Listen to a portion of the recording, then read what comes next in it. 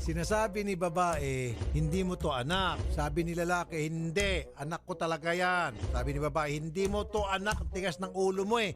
Hindi mo to kamuka. Ngayon, sabi ni lalaki, Sir Rapi, tulong, ipa-DNA test natin kasi anak ko talaga yan eh.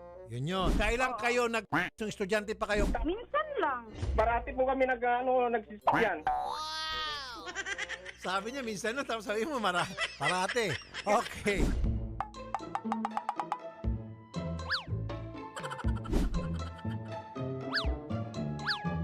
Itong ilong ng bata, sir, matangos eh. Oo nga po eh.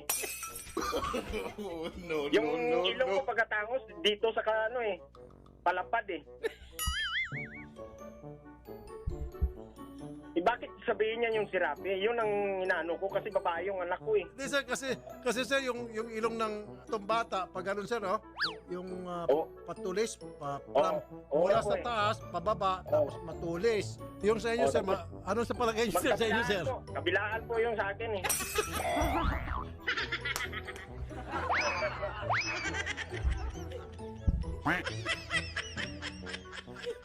Parang kay Shari, ganun.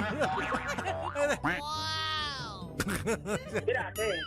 Kasi kung minsan titignan mo sa bibig, yung bibig po ng bata, maliit. Maliit po. Opo. Sa inyo po, ano sa tingin nyo? Yung sa bata maliit, kutsara lang yung ginagamit, yung sa akin ipala.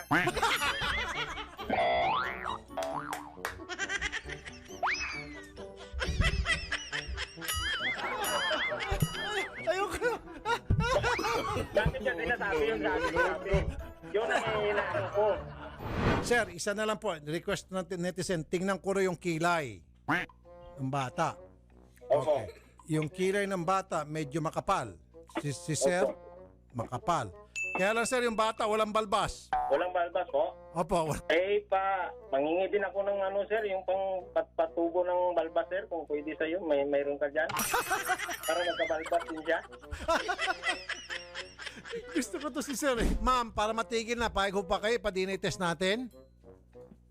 Yes po. Akong bahala, akong gagastos.